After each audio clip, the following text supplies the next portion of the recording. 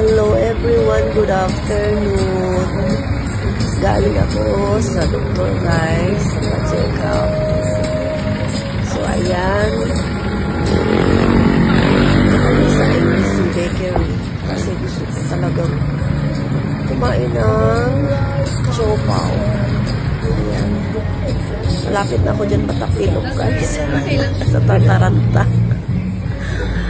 Pagpasok ko dito guys, wala naman siopaw. Naubos ng siopaw nila. Namalas talaga si Lola. So ayan, bread na lang ang binili namin.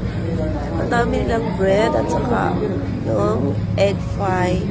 Ang laki ng mga bread nila guys. Yung like pandesal, Mona Lisa, ensaymada, mga cake, or mga ube pandesal. At saka may iba pa, dami nilang mga benta dito guys. Sobrang